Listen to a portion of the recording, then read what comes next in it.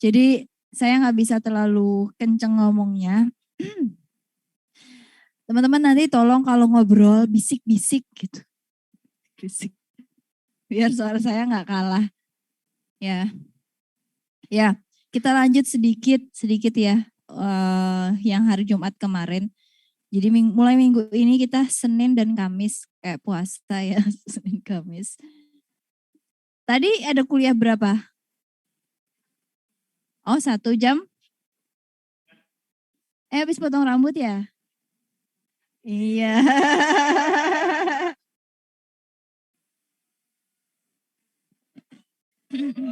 Benar videonya biar kelihatan. Nih yang di kelas ya padat sekali. Iya soalnya biasanya kan rambutnya ya, lebih panjang ya.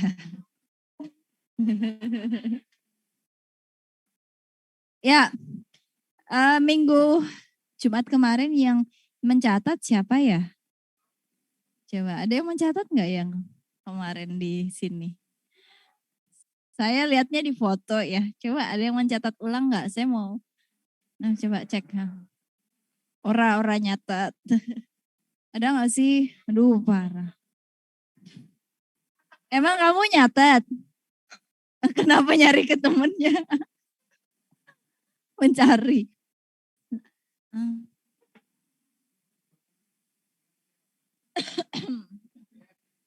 Mas Aditama yang mana? Aditama ya. Aditama kemarin katanya nyatat. Coba yang kemarin ada catatan boleh itu difoto atau ditulis siapa? Saya mau tahu. Yang punya fotonya.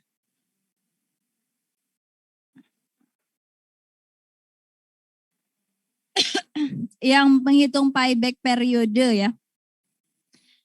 Periode kembali atau break even point ya, BEP istilahnya. Maka kemarin kalau nggak salah 2 tahun berapa? 3 bulan ya? 2 tahun? 1 tahun? Contohnya kemarin 1 tahun 3 bulan. Berarti keuntungan yang akan didapatkan adalah setelah 1 tahun 3 bulan. Gitu. Karena 1 tahun 3 bulannya buat balik modal dulu. Setelahnya baru perusahaan akan mendapatkan keuntungan ya dari investasi di sistem informasi yang dibuat. Gitu. Atau istilah lainnya BEP namanya ya. Break even point. Kemudian kita mau cari tahu return of investment-nya ya.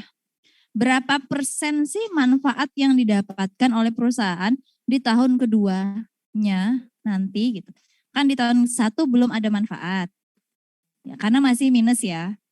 Di tahun kedua karena 1 tahun 3 bulan terbayarkan berarti kan 3 bulan setelahnya untung. Nah berapa persen keuntungan di tahun keduanya? Cara menghitungnya seperti ini. Jadi return of investment di tahun kedua adalah total manfaat keseluruhan ya. Manfaat yang didapatkan dikurangi total biaya keseluruhan mulai dari pembuatan, operasional, maintenance, dibagi total biaya.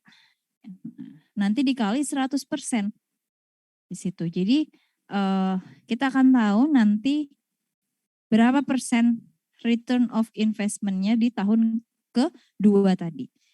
Jika kurang dari 0 maka dikatakan tidak layak. Jika lebih dari 0 maka proyek dikatakan layak. Coba pakai angka yang kemarin. Cepet-cepetan. Hitung ya. Total manfaat yang kemarin dikurang total biaya yang kemarin. Nah, coba dicari. Kadang tuh di foto doang ya. Nanti kalau foto tuh hilang ininya. Jadi kalau kalian memfoto, usahakan ditulis ulang di buku lagi. Belajar itu kan tidak hanya kita melihat, membaca, supaya nempel tuh perlu ditulis ulang. Ya kan? Jadi lebih inget gitu. Habis ditulis ulang diapain? Diresapi. Dibagikan ya. Dibagikan tuh maksudnya bisa jadi kita ngajarin ke temen yang belum paham. Jadi 3 double ya nempelnya tuh pertama pas kita memperhatikan, kita melihat, mengamati. Nempel kedua pas kita menulis ulang, masih ingat lagi.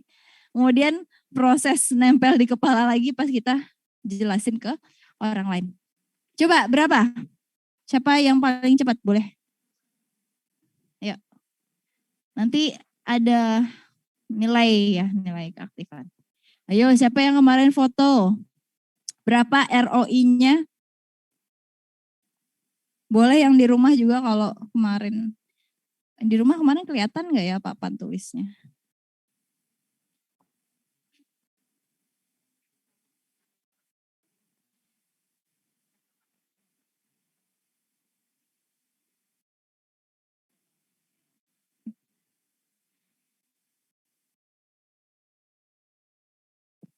Yang sudah langsung, ayo. Yang sudah dapat jawabannya, langsung raise hand. Raise hand. Yang nunggu jawaban.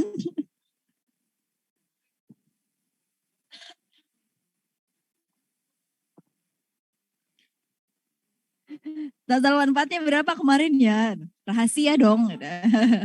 Ayo, yang punya catatannya langsung dihitung aja. Kalau udah, boleh angkat tangannya, silakan dijawab. Yang nulis, ayo.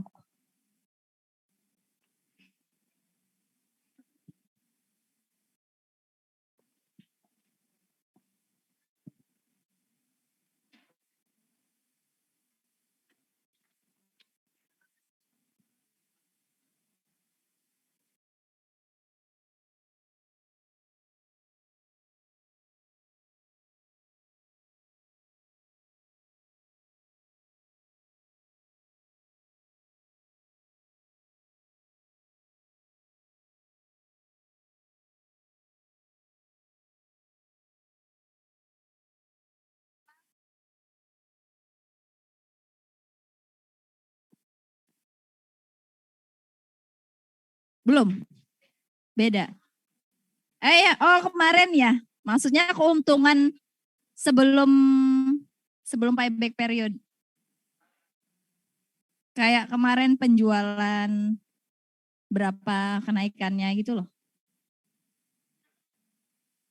Kenaikan penjualan kisarannya berapa di 1 tahun pertama gitu.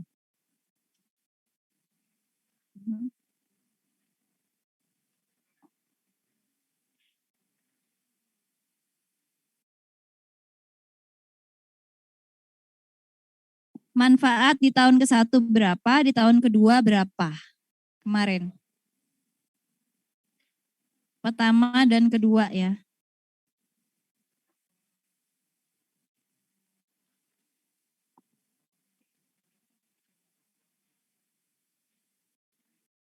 Manfaat tahun ke-1 dan kedua, kemudian biaya itu biaya tahun ke-0 dari pembuatan, kemudian tahun ke-1 operasional gitu.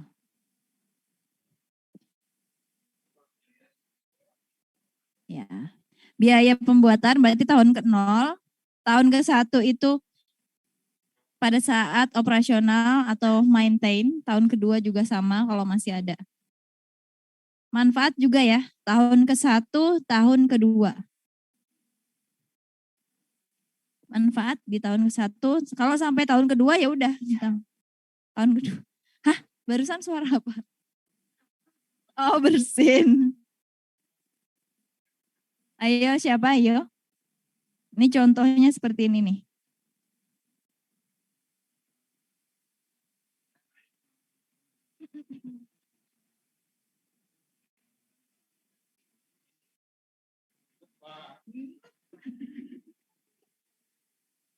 Kubu kiri, kanan, ada?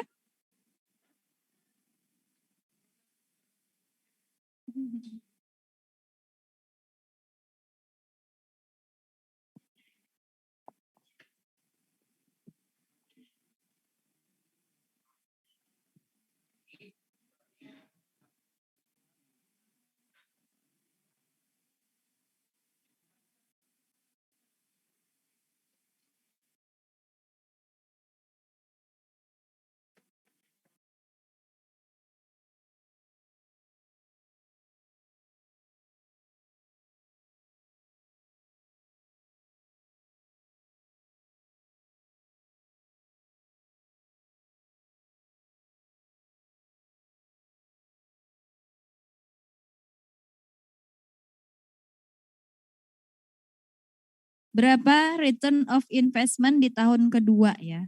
Itu yang dihitung.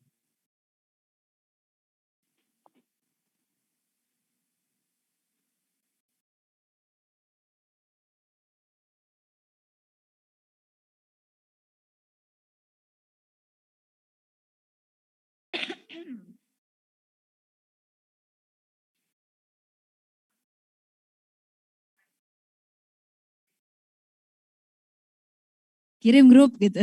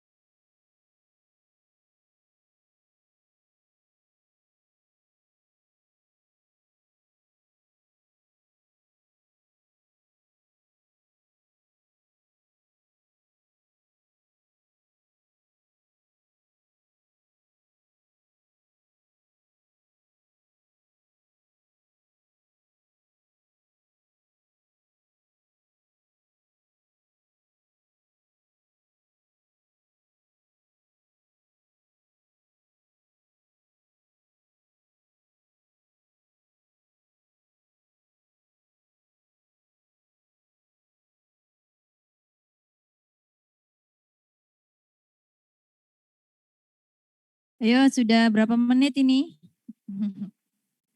Ada yang sudah ketemu jawabannya?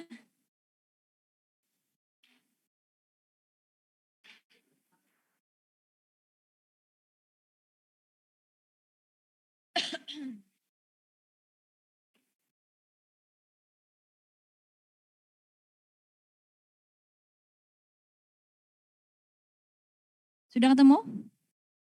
Ini ya. Berapa di tahun kedua return of investment?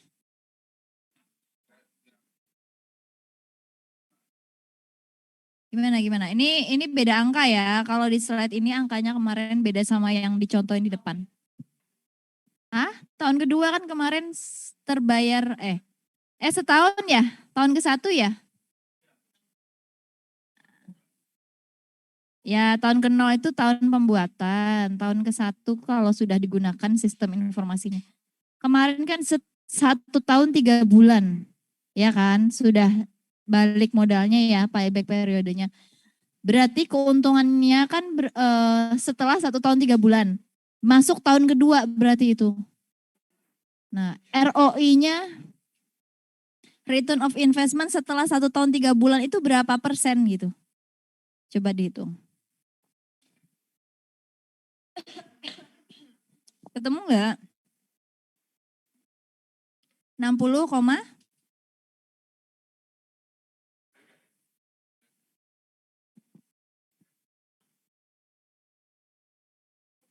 dipersenkan ya.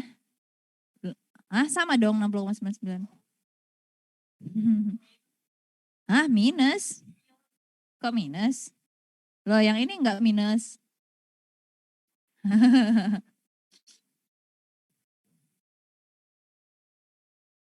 Ayo berapa? Bangkrut dong kalau minus.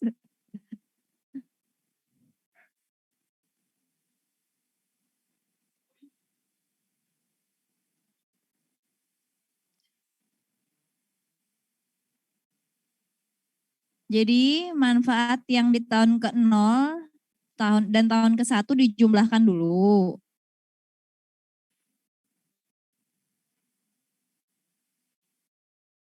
Terus total biaya pembuatan di tahun ke-0 dengan biaya operasional di tahun ke-1 dijumlahkan.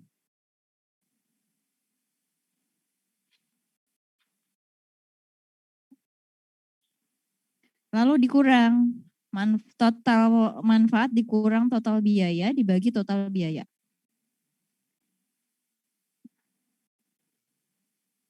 19. Coba ditulis, boleh tulis di depan ya, biar gampang deh tergambar. Coba bantu tulisin di depan. Nggak apa-apa.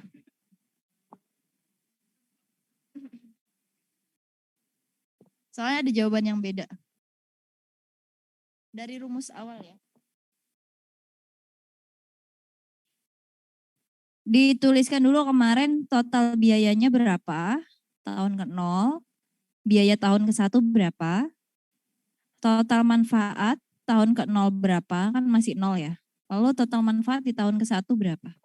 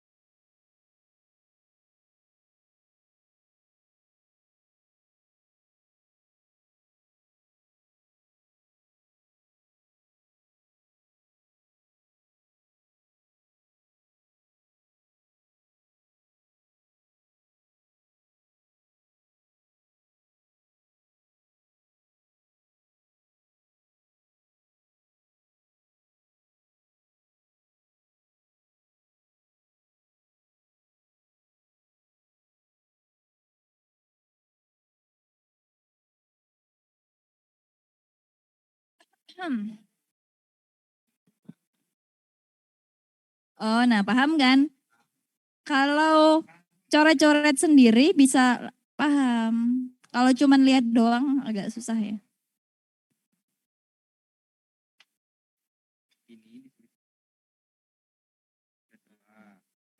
Ini payback periode.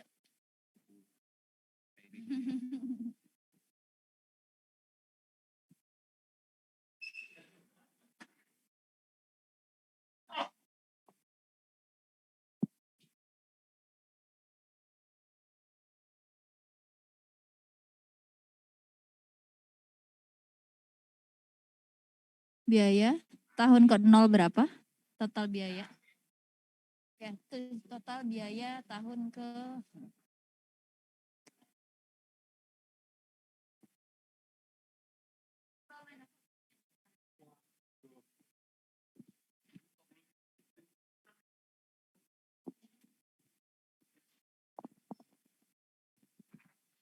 ya.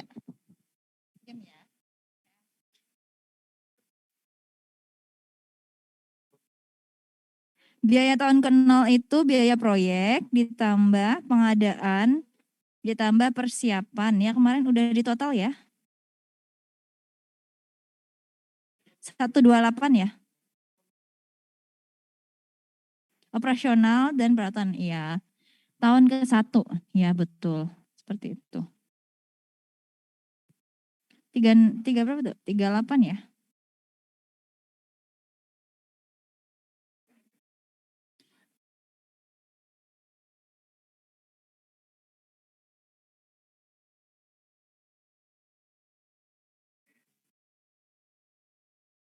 Nah, kalau di sini sampai 2, berarti sini juga 2 gitu. Ya kan?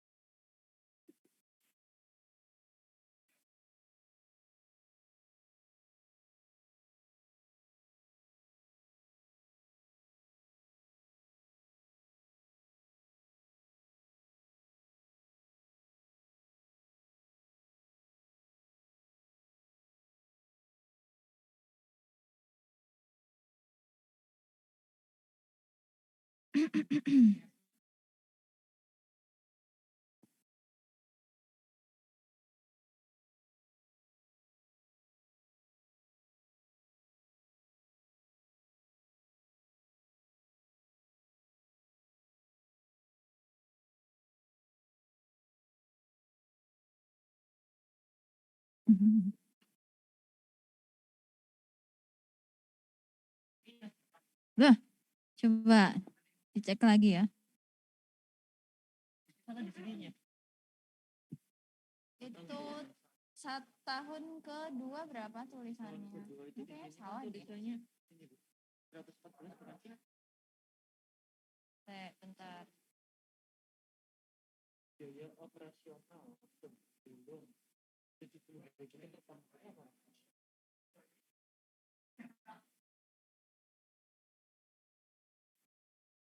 operasional itu pengeluaran ya. Ya, kemarin keuntungannya berapa? Ada yang ini enggak?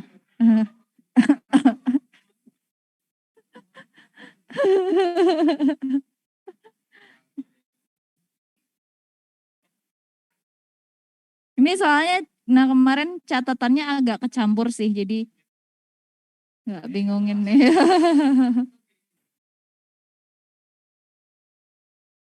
Keuntungan penjualan itu kemarin 50 ya. Terus keuntungan kedua, yang tahun pertama 50. Tahun kedua,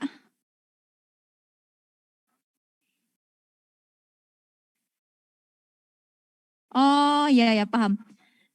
Operasional itu maksudnya bukan biaya operasional ya yang saya tulis kemarin. Itu adalah keuntungan dari pengurangan biaya operasional. Dari yang sebelumnya biaya operasionalnya adalah 72, ya kan? 72 per tahun. Setelah ada sistem menjadi 30 berapa itu? 6 ya. Sehingga keuntungan pengurangan biaya operasional adalah 34 gitu. Jadi benar ini tadi. Keuntungan di tahun ke-1 adalah 84. Ya, betul ya. Kemudian tahun kedua adalah 114. Oke, udah benar. Terus total biaya manfaat dikurang total manfaat aja, jangan ada biaya. Nah. Total manfaat berapa tuh? Aman. 198. Kemudian total biaya keluar.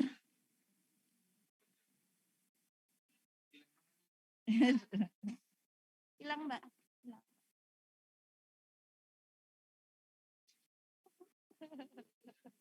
Udah. Total biaya itu sama pembuatan operasional ditambah ya. Berapa kemarin? 128 ditambah 40. Pengadaan juga dihitung ya. Oh ya udah bener nih, 128 itu udah total semua ya. Oke, operasionalnya.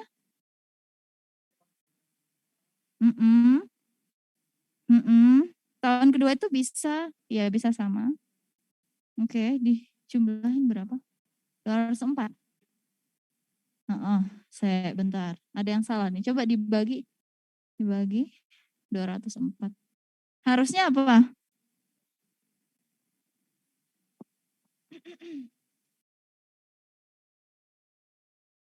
Kita cek ya di sini. Saya juga bisa.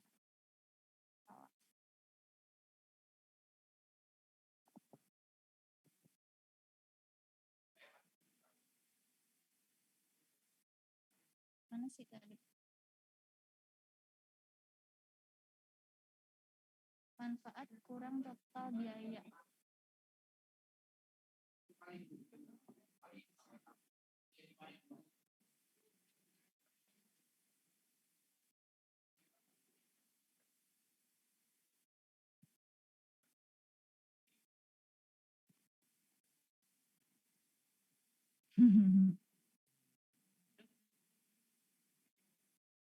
Sebentar. 1 tahun, sebentar. Ini di tahun ke hitungannya apa nih berarti? 1 ya. Hitungannya tahun kedua berarti ya. Kan 1 tahun 3 bulan. Itu masuknya tahun ke-1 apa tahun kedua? Tahun kedua ya. Berarti ini 1 doang Mas. Cuman sampai sini aja.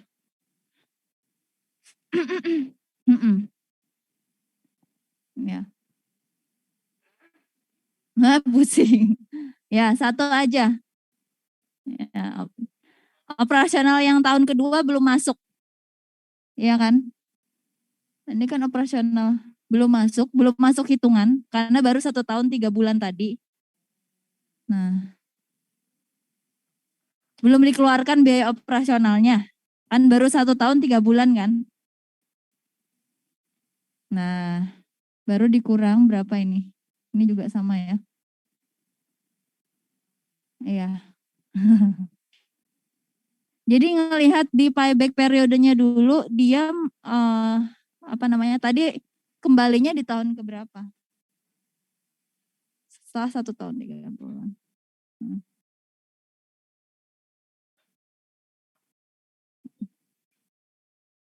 Nanti kan hasilnya 0, berapa gitu kan. Coba berapa? 32 bagi 166.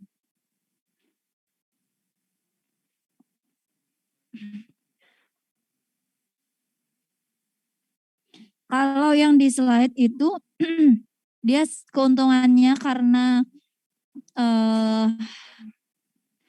payback periodenya 2,05 ya. Baru pada tahun ketiga bisa mengambil keuntungan.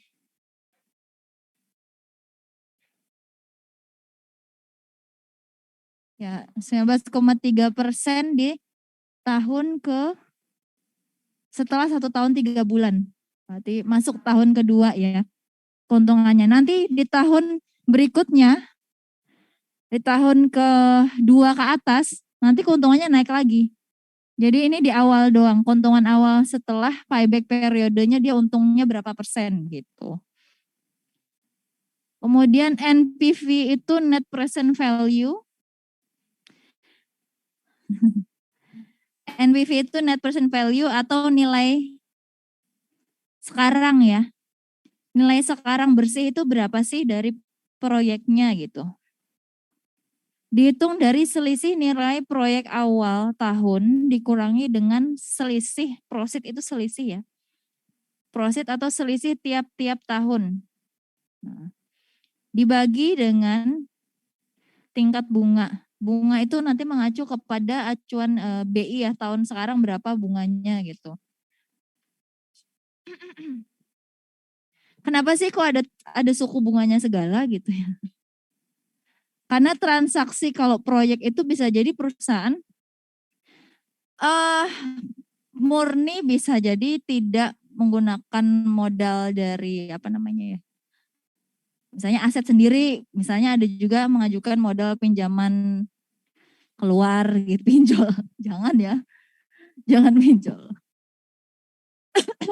Ada hubungannya misalnya aset yang berhubungan dengan bank. Bank itu kan dia ada bunga kita kalau nyimpan atau pinjam kan ada suku bunganya ya.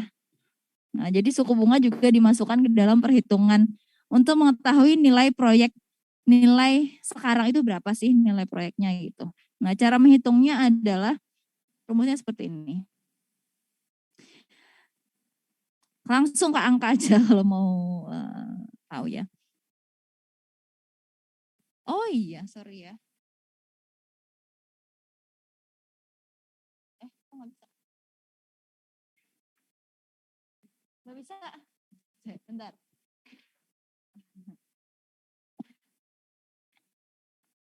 Negatif minus ya, diawali dengan minus. Mana tadi rumusnya? Ini dia. Minus nilai proyek ditambah profit 1, itu maksudnya selisih total biaya dan total manfaat di tahun ke-1, ditambah profit kedua. Prosit itu selisih nilai biaya dan manfaat di tahun kedua. Ditambah sampai tahun ke N. Ya. Nah tadi prosesnya berarti cuma sampai tahun kedua aja. Kalau di slide itu sampai tahun ketiga ya karena payback periodenya baru untung di tahun ketiga. Dibagi 1 tambah I tadi persen dari suku bunga sekarang. Pangkat 1. Kemudian yang prosit kedua dibagi 1 tambah persentase suku bunga sekarang yang di acuan dari Bank Indonesia.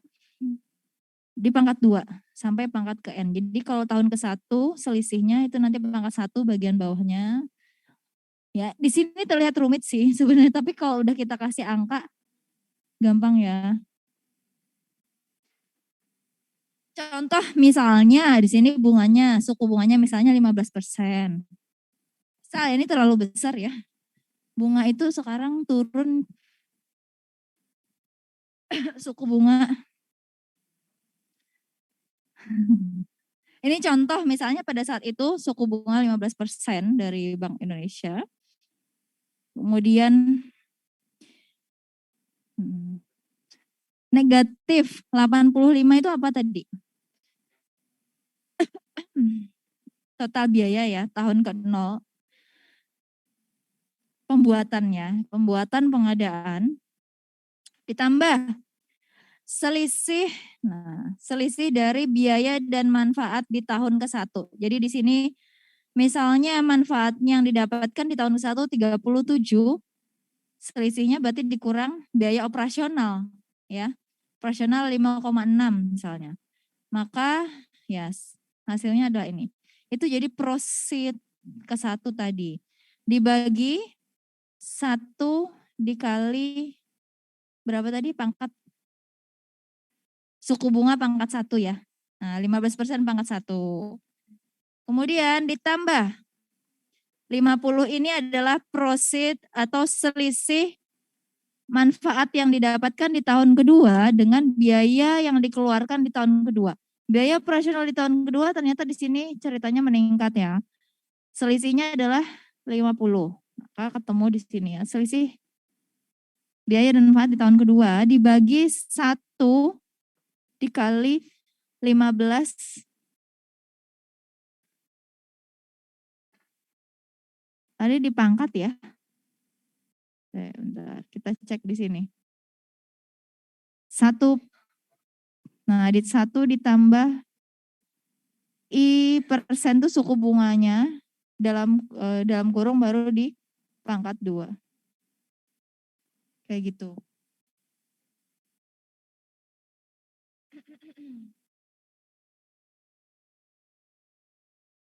Nanti ini dulu yang dihitung. Ini dibagi bawahnya, ini dibagi. Ini 1,3.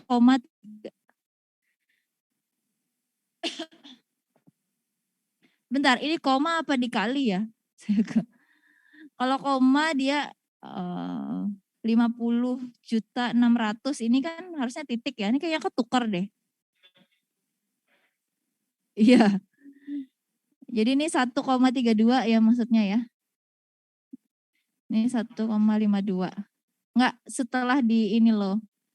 Hasil dari 1 tambah 15% pangkat 1. 1 tambah 15% pangkat 2. 1 tambah 15% berapa? 16. Persen itu dibagi 100 ya teman-teman. Jadi misalnya 15%, berarti 1 tambah 15 per 100. Iya kan? Berapa tuh? 1 per, nah baru di pangkat 2. Bener kan tadi? 1,32. Nah kayak gitu. Coba bener nggak dihitung? Coba 1 tambah 15%, berarti 1 tambah 15 per 100.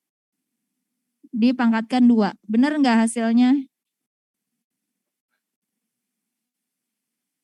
15% kan contohnya tadi. Ya kan, benar kan? Nah, kayak gitu. Jadi per 100 baru dipangkat jadi 1,32. Tuh. Lalu yang dalam kurung dulu, yang ini dulu ya. 32 dibagi 1,15 hasilnya 27. 50 bagi 1,32 hasilnya 38. Dan sampai ke tahun ketiga. Ini mengikuti sampai tahun keberapa sih dihitungnya kan? Nah, sampai tahun payback periode tadi. Jadi sudah terbayar modal awalnya itu di tahun keberapa? Kalau di tahun ketiga berarti menghitungnya ya sampai tahun ketiga aja. Oh ini tadi kan sampai kedua gitu. Lalu negatif total biaya yang dikeluarkan ditambah ini tadi selisih dibagi persentase suku bunga tadi ya. Maka ketemu angka 23,981. Itu adalah NPV-nya, net present value dari proyeknya sekarang. Itu. Jadi kita tahu, oh nilai proyeknya bagus nih. 23, tidak negatif ya. Syaratnya proyeknya diterima adalah kalau NPV-nya harus lebih dari 0. Ya, tidak kurang dari 0 apalagi negatif. Ini nilai proyeknya bagus ya. Begini. Gitu. Oke, nah itu ini bisa kalian otak-atik sendiri. Nanti masalah ini ya. Angka, yang penting tahu rumus dasarnya. Yang termasuk total manfaat itu apa sih? Yang masuk total biaya itu apa sih gitu. Itu harus tahu. Ya, manfaat itu adalah bisa dalam bentuk keuntungan penjualan, bisa dalam bentuk pengurangan biaya operasional juga bisa. Contohnya gimana sih? Keuntungan dalam bentuk pengurangan biaya operasional. Misalnya kemarin, untuk bisa menjalankan operasional ya di perusahaan itu misalnya harus ada 5 karyawan ya yang melakukan pekerjaan. Gitu. Sifatnya operasional, teknis ya. Lalu akan diganti dengan adanya sistem informasi. Sehingga dari 5 tadi kita harus membayar misalnya menggaji ya 1 bulan 5 orang. Kalau diganti sistem kita nggak perlu lagi ya atau bisa mengurangi dari 5 jadi 1 orang aja. Sehingga gaji 4 orang tadi itu yang akan masuk ke keuntungan. Gitu. Nah, cara ngitungnya kayak gitu. Contoh lain apa ya? Misalnya efisiensi waktu misalnya, keuntungan dalam bentuk efisiensi waktu itu berarti intangible asset ya. Keuntungan yang tidak berwujud. Efisiensi waktu. Gimana cara menguangkannya kalau efisiensi waktu? Nah, betul. Proses transaksi bisa jadi 2 kali lipat lebih cepat. Tadinya misalnya dalam sehari ada 50 transaksi. Kalau ada sistem bisa lebih cepat 2 kali lipat, berarti jadi sehari 100 transaksi. Kemudian 50 tadi penambahannya itu bisa kita ubah dalam bentuk uangnya gitu, sehingga bisa dihitung. Terus contoh lain, karena antriannya berkurang misalnya, prosesnya menjadi lebih cepat, antrian menjadi berkurang, sehingga misalnya di tempat usahanya itu tadinya nggak cukup karena antriannya banyak, sehingga banyak orang yang parkir misalnya ya. Rame sih sebenarnya karena wah rame, tapi ramenya nunggu antrian kan nggak asik ya. Kelamaan ngantri misalnya. Jadi kita butuh tempat parkir yang lebih misalnya ya. Karena di tempat yang sekarang nggak cukup. Akhirnya kita harus nyewa lahan parkir. Nah, karena orang kelamaan misalnya ya nunggu satu transaksi aja jadi numpuk tuh customernya gitu. Sehingga kita perlu nambah biaya lagi buat sewa parkir misalnya. Nah, kalau prosesnya lebih cepat, otomatis tidak terjadi penumpukan misalnya ya. Sehingga customer datang tapi cepat juga pulangnya gitu. Jadi kita nggak perlu lagi ada misalnya biaya sewa lahan parkir. Nah itu termasuk keuntungan juga gitu. Jadi banyak sih sebenarnya kalau ditelusuri. Jadi ada 2 ya keuntungan, tangible dan intangible, berwujud dan tidak berwujud. Kalau berwujud langsung kelihatan. Ini tadi HP siapa? Belum saya balikin ya. Ada wujudnya, kelihatan. Berapa keuntungannya, berapa kenaikan angka ya. Iya, makasih ya. Intangible tadi, efisiensi ya, biaya kecepatan ya, pelayanan yang baik. Gitu, itu yang intangible asset. Jadi sistem informasi itu banyak banget ya keuntungannya. Oke, ngomongin tentang sistem informasi. Nah, minggu lalu kan saya sempat singgung ya tentang proyek. Jadi kalian mencari studi kasus ya. Studi kasus untuk dijadikan ini objek. Jadi mulai minggu ini kita akan mencoba menganalisa bagaimana proses bisnis atau alur kerja di tempat studi kasus yang sudah kalian pilih. Sudah ada belum? Sudah punya ya? Sudah dapat? Tempat ya.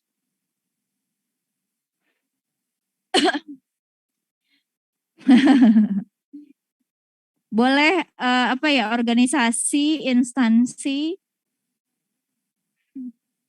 perusahaan, outletnya siapa? Apa? Ya, boleh cari studi kasus tempat ya, studi kasus yang kalian cari di sana permasalahannya apa dan bisa di-solving dalam bentuk sistem informasi ya. Harus bentuknya sistem informasi. Jadi jangan hanya apa ya, jangan web. Misalnya ini, Bu, kalau web boleh enggak? Web apa dulu? Kalau webnya sistem informasi ya boleh. Tapi kalau websitenya hanya company profile atau landing page jangan. Itu bukan sistem informasi ya teman-teman. Kan di awal kita udah sepakat ya yang masuk kategori sistem informasi itu apa? Ada ingat nggak? Di minggu ke-2, 1, 2. Nah, coba saya flashback ke belakang dulu deh. Yang masuk sistem informasi itu yang bagaimana? Yang mana yang ngomong? Oh, itu ketutup. Nggak kelihatan ya. Saya kira yang ngomong kamu. Bukan ya. Ketutup kan, masker. Apa? Syarat sistem informasi? Menerima data, ada prosesnya, di display, ditampilkan dalam bentuk informasi yang yang informatif dan orang yang melihatnya bisa terbantu. Ya, apa ya bahasa simpelnya? Lebih useful. Ya, sistem yang bisa digunakan oleh orang di mana usernya itu terbantu ya dalam permasalahannya, dalam pengambilan keputusannya ya gitu. Jadi tidak hanya menampilkan info doang. Kayak kalau web nih, misalnya ada web landing page ya, tahu kan ya?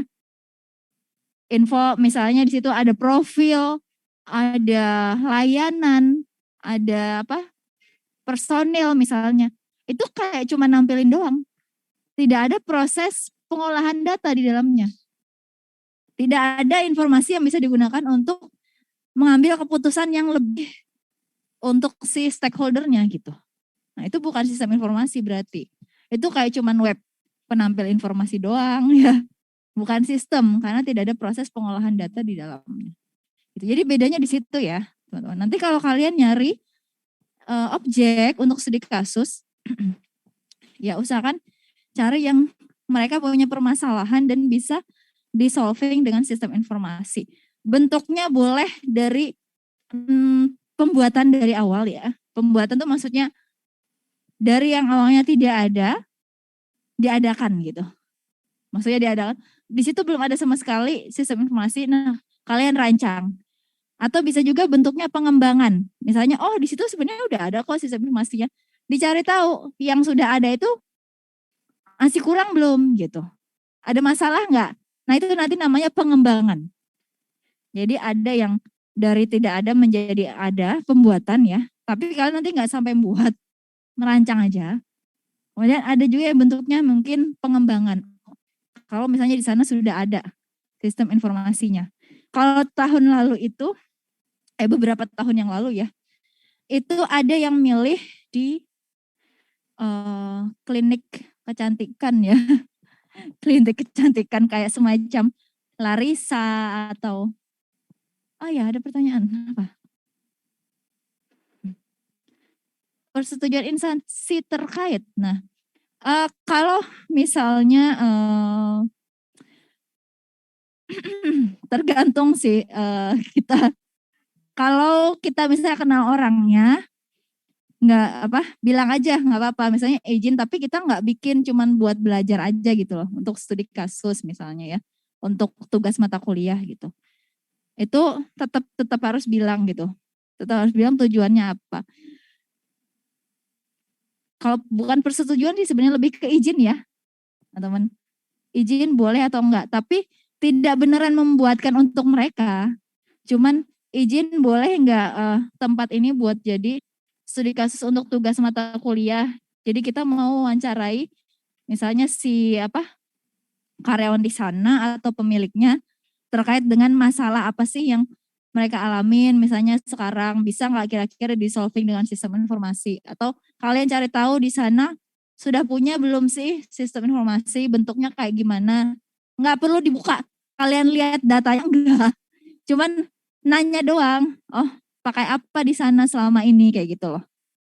Jadi kalian belajar ini juga sih buat nembung ya istilahnya, latihan buat ngomong gitu ke luar, ke orang. Jadi izin ya, istilahnya izin. Nah, izin boleh atau enggak gitu. Oke. Kalau yang beberapa tahun lalu itu di klinik kecantikan, dia izin sih, tetap izin, maksudnya izin buat wawancara aja, tanya-tanya gitu. Tanya-tanya boleh enggak tentang sistem di sini, tapi enggak detail, bukan melihat data di dalamnya kok gitu. Cuman mau tahu prosesnya gimana sih di sini berjalannya, misalnya dari pertama user itu daftar, terus harus ngapain aja gitu. Nah tanya-tanya terkait itu, alur kerjanya di sana gimana, kemudian customer tuh dapat pelayanan apa aja di situ kayak gitu. Jadi izin ya, tetap izin. Nah yang klinik tadi, klinik ya, klinik kecantikan tadi, dia izin, terus di sana kebetulan sudah ada sistem informasinya sebenarnya ya, sudah ada. Cuman dia dicari tahu, digali gitu. Dicari tahu sama mahasiswanya sekarang prosesnya kayak gimana sehingga dia tahu oh ini bisa di-upgrade nih menjadi lebih baik lagi misalnya. Yang tadinya proses registrasi dilakukan oleh si customer service-nya dulu di awal. Itu para customer tuh biasanya ngantri untuk registrasi ya. Nah, bisa dengan registrasi mandiri aja, misalnya dengan ada website secara online, jadi dia daftar dulu, bisa booking sekalian di sana, jadi pas datang tuh udah tinggal ngasih aja kayak gitu. Jadi nggak ada lagi di situ yang ngantri bikin member gitu. Nggak ada lagi ngantri yang lain-lainnya. Nah, contohnya kayak gitu. Itu yang kemarin-kemarin ya, beberapa tahun yang lalu. Bisa dipahami? Ya. Oke. PR-nya buat hari Kamis ya, teman-teman. Hari Kamis, jadi tolong sudah bawa satu objek, satu topik, betul, satu objek, dan setidaknya kalian udah ada gambaran di sana alur kerjanya, bagaimana layanan yang diberikan di sana apa, proses yang sedang berjalan di sana tuh gimana sih, customer tuh ngapain dulu gitu ya untuk mendapatkan. Kita diskusi ya hari Kamis ya. Oke. Apa? Cari studi kasus PR-nya. Ada yang belum presensi? Lo kelompok dong. Kelompoknya yang kemarin. Oke, udah habis ternyata waktunya. Singkat sekali pertemuan kita. Ya, tolong materinya, aduh saya harus teriak. Materinya kan saya upload, aduh habis suaranya. Hari ini saya 3 kelas ya, jadi dari tadi udah ngomong terus. Materinya udah saya upload, jadi tolong kalian cek lagi yang belum paham. Bisa dihitung ulang lagi biar lebih paham lagi. Untuk yang tadi ya, menghitung payback periode, NPV sama ROI. Sekian ya untuk hari ini. Terima kasih atas kerjasamanya. Sampai ketemu hari Kamis. Assalamualaikum warahmatullahi wabarakatuh.